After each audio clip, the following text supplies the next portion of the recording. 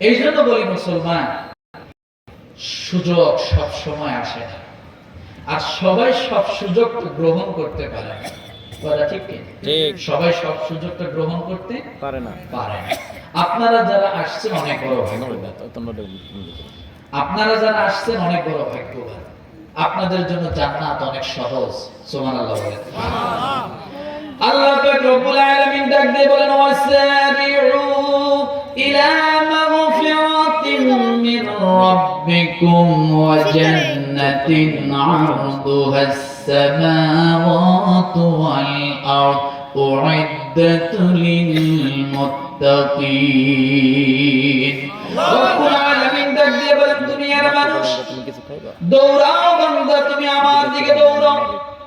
আপনি যদি প্রশ্ন করেন আল্লাহ কোন দিকে দৌড়াবো, কার দিকে দৌড়াবো, কেন দৌড়াবো, আল্লাহ তাআলা ডাক দিয়ে বলেন, বান্দারে জীবনে অনেক গুনাহ করেছো, অনেক অন্যায় করেছো, অনেক অপরাধ করেছো। এই যে মসজিদের মাহফিলটার দিকে তুমি যদি একটু ধাবিত হতে পারো, আল্লাহ তাআলা ডাক দিয়ে বলে, বান্দারে তোমার গুনাহ আমি আল্লাহ তাআলা সর্বপ্রথম maaf করে দেব। বলেন সুবহানাল্লাহ।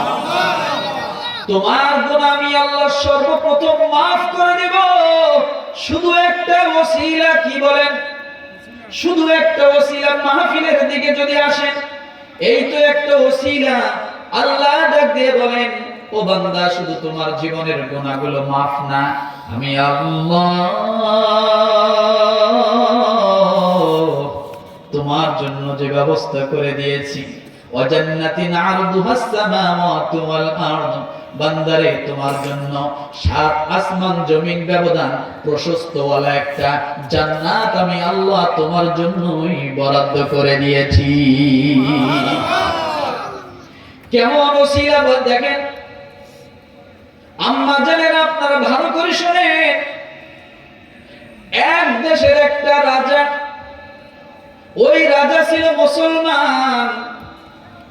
রাজা ডাক দিয়ে বলতেছে, আমি একটা মসজিদ নির্মাণ করব। গভীর খেয়াল করেন, মসজিদ নির্মাণ করব।